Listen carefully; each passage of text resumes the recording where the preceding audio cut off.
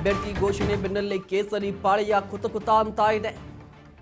ಒಂದು ಕಡೆ ಪಕ್ಷದ ವಿರುದ್ಧವೇ ಪಕ್ಷದ ನಿಷ್ಠಾವಂತ ಕಾರ್ಯಕರ್ತರು ಅನ್ಸ್ಕೊಂಡಂತ ಒಂದಿಷ್ಟು ನಾಯಕರು ಬುಸ್ಗುಡ್ತಾ ಇದ್ದಾರೆ. ಜೊತೆಗೆ ಬಿಜೆಪಿಯ ಟಿಕೆಟ್ಗಾಗಿ ಎರಡು ಬಣಗಳ ನಡುವೆ ಈಗ ಯುದ್ಧ ಆರಂಭವಾಗಿರುವಂಥದ್ದು.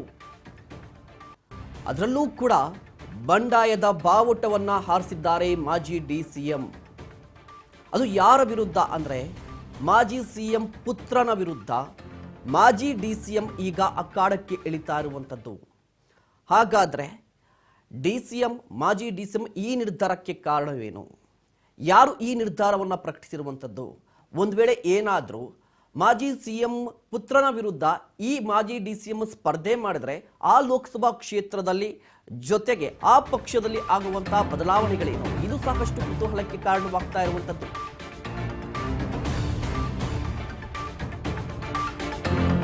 ವೈ ರಾಘವೇಂದ್ರ ವಿರುದ್ಧ ಪಕ್ಷೇತರ ಅಭ್ಯರ್ಥಿಯಾಗಿ ಕೆಎಸ್ ಈಶ್ವರಪ್ಪ ಅಖಾಡಕ್ಕೆ ಇಳಿದ್ದಾರೆ. ಶಿವಮೊಗ್ಗದ ಸ್ವತಂತ್ರ ಅಭ್ಯರ್ಥಿಯಾಗಿ ನನ್ನ ಸ್ಪರ್ಧೆ ಅಂತ ಘೋಷಣೆ ಮಾಡಿದ್ದಾರೆ. ಬೆಂಬಲಿಗರ ಅಭಿಪ್ರಾಯವನ್ನ ಸಂಗ್ರಹ ಮಾಡಿ ನಂತರ ಘೋಷಣೆ ಮಾಡಿರುವಂತದ್ದು ಕೆಎಸ್ ಈಶ್ವರಪ್ಪ. ಶಿವಮೊಗ್ಗದಲ್ಲಿ ಯಡಿಯೂರಪ್ಪ ವರ್ಸಸ್ ಕೆಎಸ್ ಈಶ್ವರಪ್ಪ ಸಮರ ಬಹುತೇಕ ಫಿಕ್ಸ್ ಆಗಿರುವಂತದ್ದು. ವೈ ರಾಘವೇಂದ್ರ ವಿರುದ್ಧ ಪಕ್ಷೇತರ ಅಭ್ಯರ್ಥಿಯಾಗಿ ಸ್ವತಂತ್ರ ಅಭ್ಯರ್ಥಿಯಾಗಿ ಕಣಕ್ಕಿಳಿತೀನಿ. ಪಕ್ಷದ ನಿಷ್ಠಾವಂತ ಕಾರ್ಯಕರ್ತನಾಗಿ ಪಕ್ಷದ ನಿಷ್ಠಾವಂತ ಕಾರ್ಯಕರ್ತರಿಗಾಗಿ ನಾನು ಈ ಬಾರಿಯ ಲೋಕಸಭಾ ಚುನಾವಣೆಯಲ್ಲಿ ಪಕ್ಷೇತರ ಅಭ್ಯರ್ಥಿಯಾಗಿ ಯಡಿಯೂರಪ್ಪ ಮಗನ ವಿರುದ್ಧ ಸ್ಪರ್ಧೆ ಮಾಡ್ತೀನಿ ಅಂತ ಕೆಎಸ್ ಈಶ್ವರಪ್ಪ ಘೋಷಣೆ ಮಾಡಿದ್ದಾರೆ. ಅಂದ್ರೆ ಈ ಬಾರಿಯ ಲೋಕಸಭಾ ಚುನಾವಣೆಯಲ್ಲಿ ಬಿಜೆಪಿಯಲ್ಲಿ ಏನಾಗ್ತಾ ಇದೆ ಅನ್ನುವ ಪ್ರಶ್ನೆ. ಒಂದು ಕಡೆ ಮತ್ತೊಮ್ಮೆ ಮೋದಿ ಅನ್ನುವ ಸ್ಲೋಗನ್, ಅಬ್ ಕಿ ಬಾರ್ 400 ಪಾರ್ ಅನ್ನುವ ಉತ್ಸಾಹ, ಇದರ ಜೊತೆಗೆ ರಾಜ್ಯದಲ್ಲಿ ಏನಾಗ್ತಾ ಇದೆ? ರಾಜ್ಯದಲ್ಲಿ ಮುಸುಕಿನ ಗುದ್ದಾಟ ಮುಂದುವರೆದಿರುವಂಥದ್ದು ಬಿಜೆಪಿಯ ಪಾಳೆಯದಲ್ಲಿ. ಕಳೆದ ಅಸೆಂಬ್ಲಿ ಚುನಾವಣೆಯಲ್ಲಿ ಆದಂತಹ ಒಂದಿಷ್ಟು ಎಡವಟ್ಟುಗಳು, ರಾಜ್ಯ ಬಿಜೆಪಿಯ ಪರಿಸ್ಥಿತಿ ಏನಾಗಿದೆ ಅನ್ನೋದು ಎಲ್ಲರ ಕಣ್ಣ ಮುಂದೆ ಇದೆ. ಇದರ ಬೆನ್ನಲ್ಲೇ ಈಗ ಮತ್ತೆ ಲೋಕಸಭಾ ಚುನಾವಣೆ ಬಂದಿದೆ. ಈಗಲೂ ಕೂಡ ಅದೇ ರೀತಿಯ ಎಡವಟ್ಟನ್ನ ಬಿಜೆಪಿಯ ಹೈಕಮಾಂಡ್ ಮಾಡ್ಕೊಳ್ತಾ ಇದೆಯಾ ಅನ್ನುವ ಪ್ರಶ್ನೆ ಬರ್ತಾ ಇದೆ. ಕಾರಣ ಈ ಬಾರಿ ಕೂಡ ಅಸಮಾಧಾನ ಸ್ಫೋಟಗೊಂಡಿದೆ. ಶಿವಮೊಗ್ಗ ಲೋಕಸಭಾ ಕ್ಷೇತ್ರದಲ್ಲಿ ಕೆಎಸ್ ಈಶ್ವರಪ್ಪ ಸ್ವತಂತ್ರ ಅಭ್ಯರ್ಥಿಯಾಗಿ ಸ್ಪರ್ಧೆ ಮಾಡ್ತಾರೆ. ಒಂದು ನೋಟಿಸು, ಅದಕ್ಕಿಂತ ಜಾಸ್ತಿ ಬಂದ್ರೆ ಒಂದು ಉಚ್ಚಾಟನೆ. ನಾನು ನಿಮ್ಮ ಮುಂದೆ ಬಂದಿದ್ದೀನಿ. ನಾನು ಅಕಸ್ಮಾತ್ ಚುನಾವಣೆ ನಿಂತ್ರೆ, ಚುನಾವಣೆಯಲ್ಲಿ ಗೆದ್ರೆ 2 ತಿಂಗಳಲ್ಲಿ ನನ್ನ ತಾಯಿ ಭಾರತೀಯ ಜನತಾ ಪಾರ್ಟಿ ಪಾದಕ್ಕೆ ಇವರೆಲ್ಲ ತಗೊಂಡು ಸೇರಿಸ್ತಾರೆ. ಈ ವಿಶ್ವಾಸ ನನಗಿದೆ. ನಾನು ಅದಕ್ಕೋಸ್ಕರ ಇಡೀ ಕರ್ನಾಟಕ ರಾಜ್ಯದ ನೊಂದ ಕಾರ್ಯಕರ್ತರು, ಹಿಂದುತ್ವದ ಪ್ರತಿಪಾದಕರು, ರಾಜ್ಯದಲ್ಲಿ ಕುಟುಂಬ ಒಂದೇ ಕುಟುಂಬದ ವ್ಯವಸ್ಥೆಯಲ್ಲಿ ಇರೋದನ್ನ ಆ ಹಿಡಿತದಿಂದ ತಪ್ಪಿಸಬೇಕು ಅನ್ನೋ ಉದ್ದೇಶದಿಂದ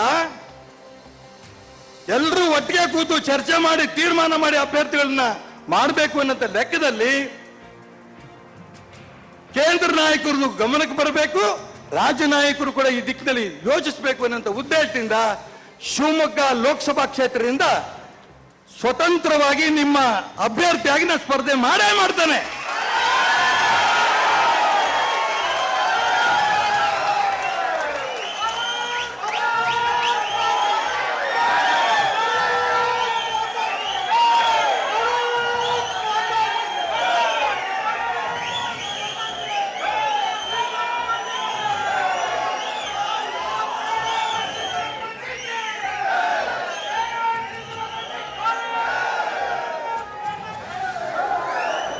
ಸಾಕು, 1 ನಿಮಿಷ.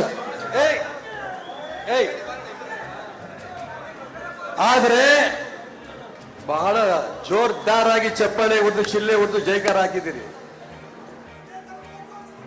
ಸುಮ್ನಿರಪ್ಪ, ದಯವಿಟ್ಟು ಯೋಚನೆ ಮಾಡಿ, ಸುಮ್ಮನೆ ಮಾತಾಡಬೇಡಿ. ಅವ್ರು ಹೇಳಿದ್ರು ಉದ್ವೇಗದಲ್ಲಿ ತೀರ್ಮಾನ ಅಲ್ಲ, ಸಿದ್ಧಾಂತ ಉಳಿಬೇಕು, ರಾಜಕೀಯ ಮಾಡಬೇಕು. 40 ವರ್ಷದಿಂದ ಒಂದೇ ನಿಮಿಷದಲ್ಲಿ ನಾ ಚುನಾವಣೆ ನಿಲ್ಲಲ್ಲ ಅಂತ ಪತ್ರ ಬಿಸಾಕದಕ್ಕೆ ಕಾರಣ ಈ ಪಕ್ಷ ಕೊಟ್ಟಿದ್ದಂತ ಸಂಸ್ಕಾರ. ಆದರೆ ಈ ಪಕ್ಷ ಕಾಂಗ್ರೆಸ್ಸಿನ ರೂಪದಲ್ಲಿ ಹೋಗ್ತಾ ಇದೆಯಲ್ಲ ರಾಜ್ಯದಲ್ಲಿ, ಬೇರೆ ರಾಜ್ಯದ ಬಗ್ಗೆ ನಂಗೆ ಗೊತ್ತಿಲ್ಲ. ಇದ್ರ ಬಗ್ಗೆ ಬದಲಾವಣೆ ಆಗಬೇಕು, ಸಿದ್ಧಾಂತ ಬರಬೇಕು. ಒಂದು ಕುಟುಂಬದ ಕೈಯಲ್ಲಿ ಪಕ್ಷ ಇರಬಾರದು, ಹಿಂದುತ್ವಕ್ಕೆ ಅನ್ಯಾಯ ಆಗಬಾರ್ದು. ಇಡೀ ರಾಜ್ಯದ ಕಾರ್ಯಕರ್ತರು ನೋವು ಆಗಬಾರದು. ಈ ದಿಕ್ಕಿನಲ್ಲಿ ತಗೊಳ್ತಾ ಇರಂತ ನಿರ್ಣಯ. ನೀವು ಚಪ್ಪಾಳೆ ಹೊಡೆದಿರಿ ಸರಿ. ನಾನು ನಿಮ್ಗೆ ವಾಪಸ್ ಕೇಳ್ತೇನೆ, ಈಶ್ವರಪ್ಪ MP ಗೆಲ್ಲಬೇಕು, ಈ ಎಲ್ಲ ವಿಚಾರಗಳು ರಾಜ್ಯದಲ್ಲಿ ದೇಶದಲ್ಲಿ ನಾಯಕರ ಬಗ್ಗೆ ಚರ್ಚೆ ಆಗ್ಬೇಕು ಅನ್ನೋದಾದ್ರೆ ಗೆದ್ರೆ ಮಾತ್ರ ಆಗತ್ತೆ. ಮೋದಿ ವಿರುದ್ಧ ಹೋಗ್ಬಿಟ್ಟ ದೊಡ್ಡ ಮನುಷ್ಯ, ನೀವೆಲ್ಲ ಎಂಕರೇಜ್ ಮಾಡಿದಿರಲ್ಲ, ನಿಮ್ ಚಪ್ಪಾಳೆ ಕೇಕೆ ಬರಲ್ಲ. ಅಲ್ಲಿ ಪಕ್ಷದ ವಿರುದ್ಧ ಹೋದ, ಅನುಭವಿಸ್ಲಿ ಬಿಡು. ನಾನು ಏನು ಬೇಕಾದ್ರೂ ಅನುಭವಿಸಕ್ಕೆ ತಯಾರಿದ್ದೀನಿ, ಪಕ್ಷಕ್ಕೋಸ್ಕರ, ಮೋದಿಗೋಸ್ಕರ. ನಾನು ನಿಮಗೆ ಕೈ ಮುಗಿದು ಪ್ರಾರ್ಥನೆ ಮಾಡ್ತೇನೆ, ಈ ಉತ್ಸಾಹ ಈ ಹಾಲಿಂದ ಒಳಗೆ ಇರಬಾರದು, ಇಲ್ಲಿಂದ ಹೊರಗೋಗ್ಬೇಕು. ಇಡೀ ಕ್ಷೇತ್ರದಿಂದ, ಲೋಕಸಭಾ ಕ್ಷೇತ್ರದಿಂದ ನೂರಾರು ಕಾರ್ಯಕರ್ತರು ಬರ್ತಾ ಇದ್ದಾರೆ ಮನೆಗೆ. ದಿನ 10 ಟೆಲಿಫೋನ್ ಕಾಲ್ಗಳು ಬರ್ತಾ ಇದೆ. ನಿಮ್ ಜೊತೆ ನಾವಿದ್ದೇವೆ, ನೀವು ಹೋರಾಟ ಮಾಡಿ. ಎಲ್ಲ ಜನಾಂಗದ್ದು ಕೂಡ.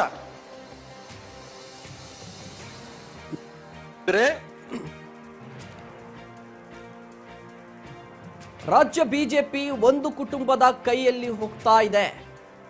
KS ಈಶ್ವರಪ್ಪನವರು ಡೈರೆಕ್ಟ್ ಆಗಿ ಹಿಟ್ ಮಾಡ್ತಾ ಇರುವಂತದ್ದು BS ಯಡಿಯೂರಪ್ಪನವರ ವಿರುದ್ಧ. BS ಯಡಿಯೂರಪ್ಪನವರ ಫ್ಯಾಮಿಲಿ ಪಾಲಿಟಿಕ್ಸ್ ವಿರುದ್ಧ ಈಗ ಸಮರವನ್ನ ಸಾರ್ತಾ ಇರುವಂತದ್ದು. ಇದು ಇವಾಗಿನ ಕಿಡಿ ಅಲ್ಲ, ಈ ಹಿಂದೆ ಹೊತ್ತಿಕೊಂಡಂತಹ ಕಿಡಿ ಬೂದಿ ಮುಚ್ಕೊಂಡಿತ್ತು, ಆಗಾಗ ಹೊಗೆ ಆಡ್ತಾ ಇತ್ತು.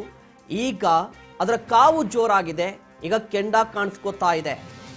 ಯಾಕಂದ್ರೆ ಕಳೆದ ಬಾರಿಯ ಅಸೆಂಬ್ಲಿ ಚುನಾವಣೆಯನ್ನ ತೆಗೆದುಕೊಂಡ್ರೂ ಕೂಡ ಆಗ್ಲೂ CT ರವಿ ಅವರು ಒಂದು ಹೇಳಿಕೆಯನ್ನ ಕೊಟ್ಟಿದ್ರು. ಟಿಕೆಟ್ ಹಂಚಿಕೆ ವಿಚಾರಕ್ಕೆ ಸಂಬಂಧಪಟ್ಟಂತೆ BS ಯಡಿಯೂರಪ್ಪನವರ ಕಿಚನ್ನಲ್ಲಿ ಟಿಕೆಟ್ ಘೋಷಣೆ ಆಗೋದಿಲ್ಲ ಅಂತ. ಅಂದ್ರೆ ಕುಟುಂಬ ರಾಜಕಾರಣ ಮತ್ತು ಅವ್ರ ಕುಟುಂಬಕ್ಕೆ ಬಿಜೆಪಿ ಸೀಮಿತ ಅಲ್ಲ ಅಂತ.